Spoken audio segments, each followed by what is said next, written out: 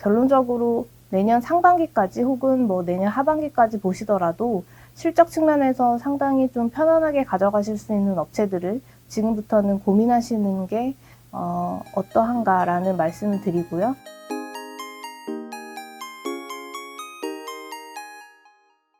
안녕하세요. 신은주입니다. 최근에 증시가 다소 부진한데요. 이럴 때일수록 실적 개선이 되는 업체들에 좀 집중을 해야 될 시점이 아닌가 싶습니다. 그래서 오늘은 저희 업종 내에서 좀 실적이 유의미하게 내년 상반기까지 개선될 수 있는 업체들, 어떤 업체들이 있는지 좀 살펴보는 시간을 갖도록 하겠습니다. 전반적으로 업황은 올해 3분기부터 점진적으로 판가 인상 효과들이 실적에 반영되기 시작하면서 내년 상반기 혹은 내년 하반기까지도 편안하게 전년비에서 증익하는 국면으로 접어들 것으로 판단이 됩니다. 그래서 대부분의 업종들이 사실은 내년 상반기에 다소 좀 실적 측면에서는 베이스가 높을 텐데 저희는 그런 측면에서는 보다 편안하게 가져가실 수 있을 것 같고요. 지금 제가 결론적으로 추천드리는 업체들은 라면 업체들, 그리고 이제 주류 업체들이 될 수가 있는데요. 일단 농심 쪽부터 먼저 말씀을 드리도록 하겠습니다. 최근에 이제 오리온도 그렇고요, 농심도 그렇고 판가 인상을 단행을 했습니다. 양사의 주가 추이를 보시면 모두 다 밸류에이션 밴드 하단에 위치하고 있어서 실질적으로는 상당히 매수하시기에는 매력적인 밸류에이션을 지금 제공을 하고 있는 상황인데요. 실적 흐름도 양사가 유사합니다. 올해 빠르면 10월부터 실적 개선이 좀 점진적으로 두드러지기 시작하면서 특히나 내년 상반기에는 상당히 좀 유의미한 실적 개선세를 보여줄 것으로 전망이 되거든요. 판가 인상을 통한 실적 개선 폭은 다만 오리온보다 농심이 더 클 것으로 예상을 하고 있는데요. 일단 오리온 같은 경우에는 최근에 이제 중국 법인에 있어서는 파이 카테고리 쪽 가격 인상을 단행했고 러시아 법인에서는 전품목 가격 인상을 단행을 했습니다.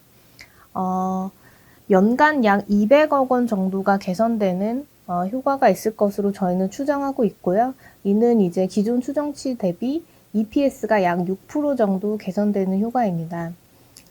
반면에 농심 같은 경우에는 국내 라면 판가를 6.8% 인상을 했는데요. 아마도 이달부터 실적에 좀 반영이 되기 시작할 것 같고요. 이익 기준으로는 약 400억 원 정도 개선되는 효과가 있을 걸로 추정이 됩니다. 그래서 기존 추정치 대비 EPS가 약 35% 정도 개선되는 효과이기 때문에 이 개선이 되는 레버리지 측면에서는 오리온보다는 농심이 훨씬 클 것으로 전망이 되거든요.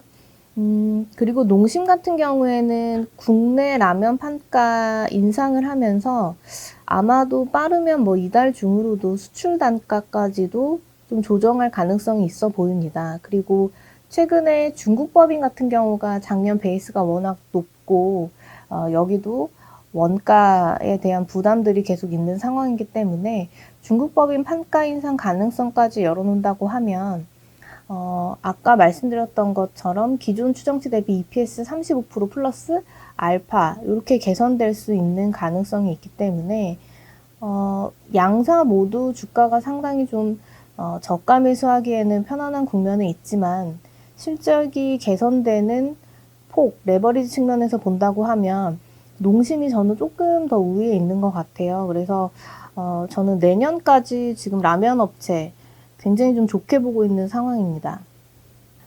두 번째로는 주류 업체들 좀 보실 필요 있을 것 같은데요. 하이트진루, 롯데칠성 대표적인 주류 업체들인데 최근에 주가 추이를 보시면 고점비에서 대부분 한 20% 정도 지금 빠져 있는 상황이고요. 아시다시피 최근에 이제 주가가 빠진 이유는 2분기 실적이 전반적으로 시장 기대를 다 하회를 했습니다. 2분기에 저희가 있었던 일들을 잠깐 복기해 보면 2분기 당시에는 하반기 정도 되면 정상적으로 그래도 백신 접종률이 좀 많이 올라가면서 사회적 거리두기가 큰 폭 완화될 거라고 저희가 예상을 했고 주류 업체들도 마찬가지로 예상을 했기 때문에 광고 마케팅 비용을 상당히 많이 지출을 했습니다. 그런데 실질적으로는 뭐 2분기 거의 뭐 말경에 델타 변이 바이러스가 나타나게 되면서 하반기 실적 개선 가시성이 깨지게 되었죠. 그러면서 2분기 실적도 안 좋았고 하반기에도 이거 기대할 게 없겠는데 라는 이제 실망 매물들이 나오기 시작하면서 주가가 최근에 많이 빠졌습니다만 지금 주가 정도 수준에서는 사실 그래서 좀 부담이 없기도 하고요. 내년까지 조금 스콥을 길게 생각해 본다고 했을 경우에는 정부의 이제 백신 접종률 가이던스를 좀 우리가 생각해 볼 필요가 있을 것 같습니다. 일단 추석 지나고부터는 사실은 좀 정부도 위드 코로나로 좀 바닥을 좀 잡고 있는 국면인 것 같고요. 접종률 자체가 많이 올라가고 있기 때문에 좀 다소 사회적 거리두기가 완화될 가능성이 상당히 좀 높아 보입니다. 그렇다고 하면 당장에는 이제 주류 업체들의 투자 심리부터 큰 폭 개선될 것으로 전망이 되고요. 실적 측면에서도 마찬가지입니다. 2020년 그리고 올해 2021년을 겪으면서 국내 주류 총수요는 2년 연속 약 한 5에서 6% 정도 감소를 했기 때문에 상당히 베이스가 좀 낮은 상황이고요. 그래서 저희가 좀 보수적으로 추정을 한다 하더라도 하이트 진로의 국내 맥주 매출액 같은 경우에는 내년에 한 8천억 원까지도 좀 증가할 수 있을 것으로 판단이 됩니다. 이는 이제 2021년 대비해서는 15% 정도 증가하는 거고 2020년 대비해서는 10% 정도 증가하는 거거든요.